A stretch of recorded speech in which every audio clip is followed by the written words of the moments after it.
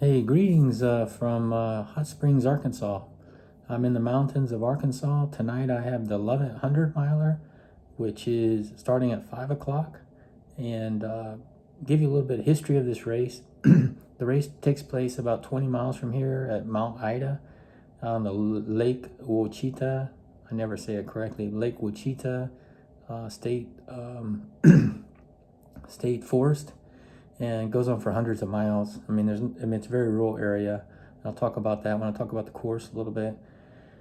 I did the race last year, made it 100K. It really beat me up bad, and one of my few DNFs. I don't DNF very often anymore, but this is a master's level race. Actually, both of the 100 milers in Arkansas are what we call master's level races. You know, they're at the level with like Cruel Jewel, Hard Rock, Grindstone. These races are very difficult. They're very remote. The weather can be bad. A lot of water crossings. This race has probably 20 water crossings. They're not very big. They're not big rivers, but they're streams. They're enough to get you wet. So you have to be very careful. And if it's cold like it was last year, it could be an issue. This year it's a little bit warmer, but it's been raining for a few days, and it's still raining right now. It's supposed to stop, but I'm a little bit concerned that the water crossings might have more water than normal. So I have that to contend with. But the temperatures are a little bit warmer than last year. We're looking at between 40 to 50 degrees today, and then tomorrow about the same, cloudy. It's a little bit too cold to wear shorts, in my opinion, and I'll tell you why. Because when you get up on the ridges and the heavy wind, it can be really cold. As long as you keep moving, you're fine. But if you ever run into a problem, like you get injured or you slide down a hill or something, it can get cold very fast. And last year, I got a slight case of hypothermia at the end of the race and had to sit in my car for like half hour with a heater full blast with a jacket on to calm myself down. So I'm more prepared this year, even more so than last year. And I thought last year I was prepared.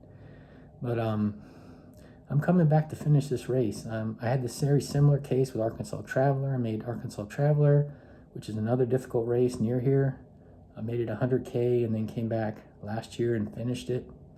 My strategy is almost the same. I'm just going to go balls to the walls and spend almost no time in aid stations, very minimal. I'm carrying most stuff with me. I'm just really going to try to bank as much time as I can. This race gives you 34 hours instead of 30 hours like most races. It sounds generous, but it's because this race is so difficult. And so my plan is to try to finish less than 30 hours, so that'll give me some buffer. But what makes one of the things that makes this race so difficult compared to the other one in Arkansas is it starts at night. And if you get up early like myself, even though I had a good sleep, still you've been up all day, and then you start the race at 5 o'clock, and you could be running or jogging, hiking, whatever, until 3 a.m. on Sunday morning. And, like I said, the weather's bad. It's rolling hills, which add up and beat you up. That's a little bit about the race. I'll tell you a little bit about my gear that I'm going to be using, which is a little bit different because this is pretty much a point-to-point race. You go out 64 miles and then you come back. There's one section of the course past 50 miles. Let me back up a little bit. You start by going up Hickory Mountain, which is a steep mountain. It's about 4 miles, and there's an aid station. You go out about another 25 miles. You come back and you're mid-morning or very early morning back on Hickory Mountain. And then you go out the other direction, out to the dam, which is going to take you to 64 miles. Then you come back. Well, when you're going out, there's one section called Charlton, which is 2 miles up a ridge and down, and then you have to come back up it. You have to do that section twice, and it's very steep, very narrow trail, single track. It's more difficult in the dark. And then you go out and you make it to about Crystal Springs, which I believe is about 50 miles. And they check you before you go out on the next section, because the next section of the trail is the most remote section. And it may be daytime, but we're talking 7 miles to the next aid station. Actually 8 miles. They have a water drop at 1 mile, a few miles past that, but basically you're looking at 8 miles before you get 8 again. And it's called Bear Mountain. And it's a very rural area. They want to check you because if they have to rescue you on that mountain, they're going to have to go in there with probably a helicopter to get you. It's a very remote section. So it's a tough section. I mean, we're talking about a mountain that's 7 miles wide. It's a ridge that goes up and down, and goes forever. When you've run 50 miles and you're going to run 7 miles across a mountain, it takes a long time. At least mentally it does. And the whole time you're wondering why they call it Bear Mountain. I didn't see any bears last time. Last year, the Forest Service did a burn on part of the mountain a week before. And so a lot of it was black, which was very spooky looking. And I even saw some trees that were still burning after a week. It's pretty wild because they were hollowed out and they were burning inside. And then about 3/4 of the way across Bear Mountain, there's a shooting range. And there are signs saying there's a shooting range, but everyone tells you don't worry about it because the shooting range is on the other side of the mountain. You're on the other side of the mountain, so there's no way they can hit you, but you can hear the guns sometimes. Pretty eerie. Well, once you make it past Bear Mountain, then you got a couple aid stations to get out to the dam, then you turn around, then you go back. So let's go over my gear. You notice I've got a light on here. I've been playing with it a little bit. This is one of my new lights. This is a Black Diamond 700. It's the biggest rig they have. You can't see it, but it's got 4 AA batteries in the back. This thing can take me all night long. At least it's supposed to. Can go up to 60s to 80 hours on mid-level, 7-8 hours on high level. I use Black Diamond lights all the time, but this is the first one I've used that has AA batteries. I've been very happy with AA batteries in my Nathan handheld, which will go all night. But most of my lights use AAAs, and they're going to go 6 hours, 7 hours, and then start really fading on you. I don't want to change batteries tonight. That wastes time, and unless you catch it at an aid station, you need a light to change a light. Basically, it's a big hassle. So I basically got my big lighting rig.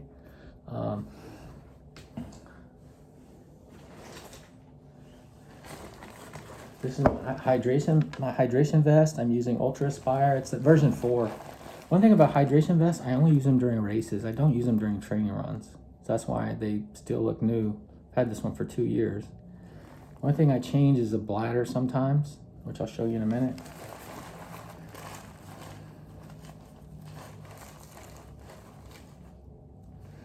So I'm gonna have my lighting tonight. I'm gonna have my lighting rig.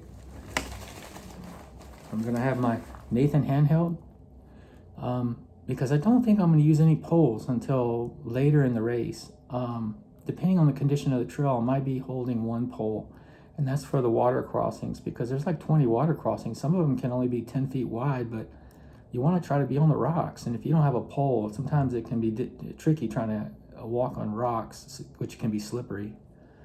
So I'm gonna have my Nathan light, and then I also have my my E66 Garmin communicator. This is my satellite communicator. This basically helps me if I get in deep shit. I can call the Forest Service. I just hit a button and they'll send a bird to pick me up or find me somehow. But this is tracking me, and I can send satellite messages to my family. I can also send them to my brother, which is also in the race. He's also got an inReach device, so we can communicate to each other without a cell signal, just by satellite communicator. So inReach to inReach, which is pretty cool. I can say I'm at 50, he asked me where I'm at, if I'm ahead of him or behind of him. I can send a message to him, I'm at mile so-and-so, or he can send me a message and say I'm out, I'm DNF, whatever. These are pretty cool. This has also got a built-in very high power light in it. So this is my 3rd backup light.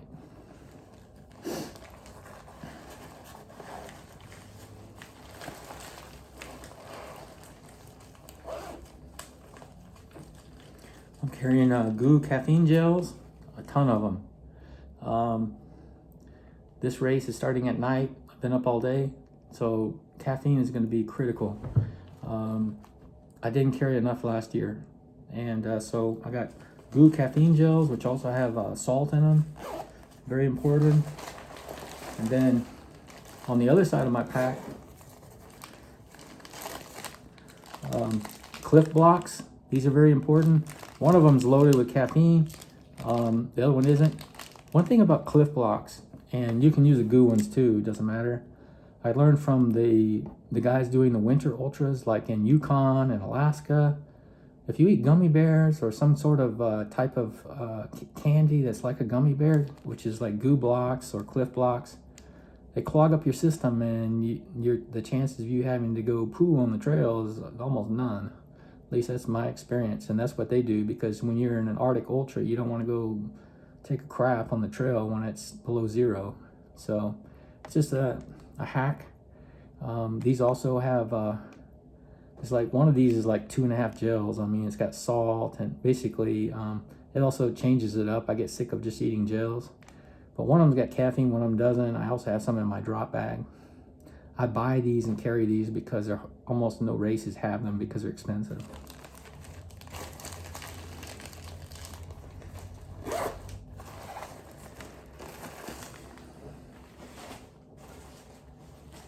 Inside my drop bag, I'm planning to wear this craft kit. So I've got a special racing craft shirt on. I've also got craft pro trail tights on that are a little bit thinner than the ones I usually wear.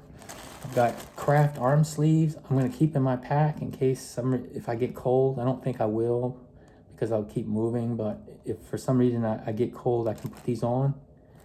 And I can also adjust my hat. Another hack is, if you keep your hat above your ears, you'll be cooler. If you start to get cold, you bring your hat over your ears, and it makes you a lot warmer, because it's a big thermal spot for your body is your ears.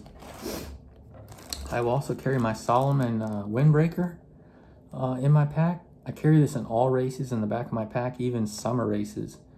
Even races like Javelina 100 at night can get cold in the desert. This is saving my butt one time, but I always carry a windbreaker, and no matter what, you never know what might happen.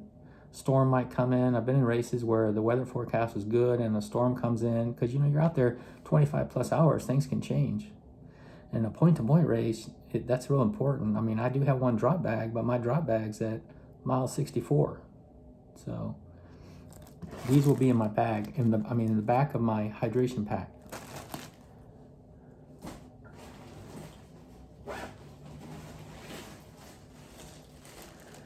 This is in my hydration pack. Many extra batteries. I shouldn't need them, but I always carry them, and sometimes it's helpful to help someone else. And then I carry one hydration valve. One thing about these hydration valves is that, you can see it on here, I bit through one of these one time, and it was spraying out like a water sprinkler. That happened 6 miles from the finish. If that happened in the middle of 100, I would have been doomed.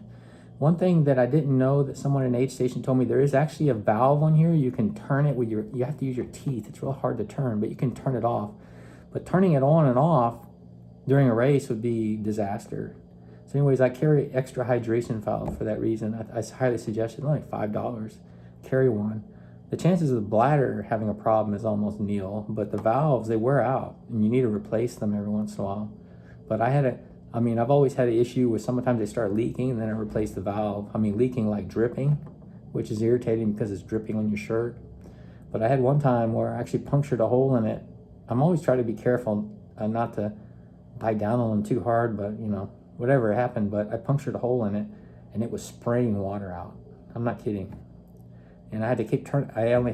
I was 6 miles from the finish. The good thing was I only had drank once or twice out of it, but I had to keep opening and closing the valve. But carry an extra valve with you. So I carry that valve in my battery bag, and I also put my car key in here. So I take my car key off my chain and put it in here. So I keep my car key with me just in case something, I don't have a drop bag by my car, so I need to carry a key, but I do that in all races. And you want to put it in a bag. You want to put your batteries and stuff in a bag because it can be raining, or you can get hydrated you're going through many aid stations. Sometimes they miss and don't pour it into your into your bladder and it gets all over your vest. You don't want your keys or your batteries to get wet. So I wrap my batteries in saran wrap and then put them in a bag. I've shown that in previous videos. I'm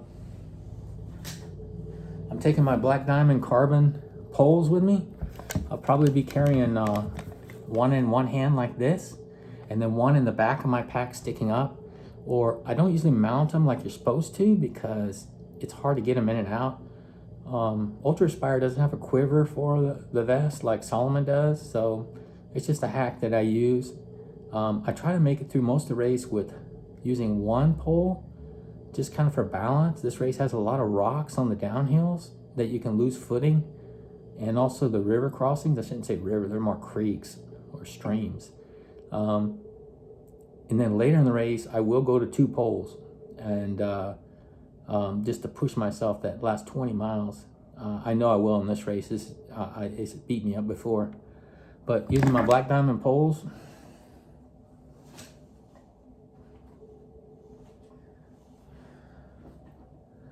gloves. These are special trail running gloves, not too thick, not too thin. I use them the whole race, even when it's hot. Why do I do that? Because you'll tear your hands up using a hiking pole for 25 hours if you don't. And I don't want to chafe up my hands. So this race being in the 50s and lower, this will be fine. I've learned to open my hydration bladder with gloves on. It was tricky, but I learned how to do that. Anyways, I'll be wearing these the whole race.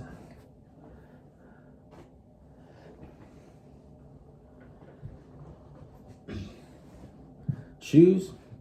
I'm using the same shoes that I used in my Rocky Raccoon 100 miler 3 weeks ago. So these guys only have 100 miles on them. So Hoka Speedgoat 5s. Socks and Injinji, almost knee highs. These are the trail version. You know, they have 3 different versions. They have road or normal version, and they have trail and then ultra. I'm sorry, these are the ultra versions. They're a little bit thicker. So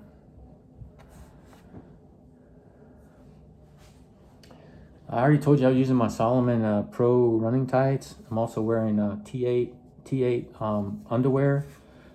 These are great. They're from a company in Hong Kong called T8, designed by ultra runners in Asia. They work great.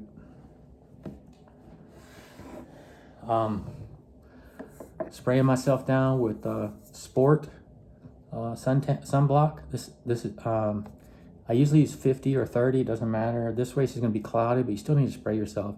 It's important to use Sport because I've talked about this in one video. I talk about this in detail. If you rub regular suntan lotion in your eyes, you're going to get salt in your eyes anyways from a long ultra. But if you do this, you're going to burn. Your eyes are going to burn. Chafing, I use Body Glide on my nipples and under my arms because it's more like a deodorant. It's better for those sections. And then the rest of my body, I just talked about a lot. I use chamois. Chamois butter. It's made famous by cyclists. I've done a chafing video where I go into detail about this, but I use this in my private area and everything. One thing about long ultras, if you're wearing tights, I forgot to mention, make sure that you have the right size. If you know, some people get like ego driven and they want to buy small sizes and stuff like that. If you do that, you're going to chafe the shit out of yourself. Tights need to be a little bit loose, because what happens if you push your butt cheeks together too tight, man, you're going to get more chafing than normal. So you need your clothes to fit comfortably. I mean, like in running shorts, I wear a large, but in tights, I wear extra large. Another thing I would do is spray myself down with Cutter. It can be off or anything, but you want to spray yourself down. There's a lot of bugs, especially at night. Bugs like lights. And horseflies, man, those can really trouble you, and if they do bite you, it hurts. So yeah, I spray myself down with something that has a DEET in it. It can be Cutter off or something. I think I've covered all my gear. The next thing I want to do is talk about what I have in my drop bag. I have one drop bag. So I've got an extra shirt, an extra, thermal shirt. I put a pair of shorts in here just in case for some reason I need it, the temperature changes, above 70 or something. I put some extra Cliff blocks and also some gels. I put an extra light in here. So what I'll probably do is when I come through mile 68, I'll take this light, put it in the drop bag, and grab my other diamond, my black diamond light, and use that for the next evening, which is going to come up because I'll probably be running to at least 12 o'clock. Could be up to 3 o'clock. I've got a couple cans of coffee. I really like these. These are high brew. They got double espresso, no sugar, just to have some cream in there. It kind of coats the stomach. But I use these in races a lot. And in loop races, I'll drink one of these every loop. But I've got 2 of these in my drop bag. I can slam one and put another one in my vest. Because I like real coffee too, not just caffeine from gels and blocks. And then I've also got some extra batteries in here. But that's it for my drop bag. Last thing I want to talk about is foot care. That's very important. One thing you want to do before every ultra is you cut your nails down. And this is really important if you don't wear toe socks. Even more important because your toenails can actually blister or cut your other toes because you're going to be kicking things, rocks, roots, all kinds of things. And if you're wearing toe socks, you don't want to cause an injury to your toe because your toenail is long, and also you don't want to damage your socks. I mean, trail running socks are expensive, $20 a pair at least. If you got long nails, you're gonna make holes in them. They're not gonna last very long. Another thing I use a file, just like ladies use to do their nails. I file down my nails after I cut them. This is the day before the race. And then any places that have like thick callus or rough places on my foot that hurt sometimes, it can be a bone spur or it can be a corn or something like that. I sand them down. You can actually sand down these places, and you can't see it with your eyes, but skin doesn't grow back evenly. So all these trouble places on my foot, I sand them down and make them smooth. It works really well for me. You don't want to go too far, but any corn or anything like that, I sand down. It works really well for me. And I don't put any kind of lube or powder on my feet. There are 2 camps in trail racing. Some people think you need to lube your feet, but I don't think so. It's worked well for me. I don't put any tape or lube on my feet or powder.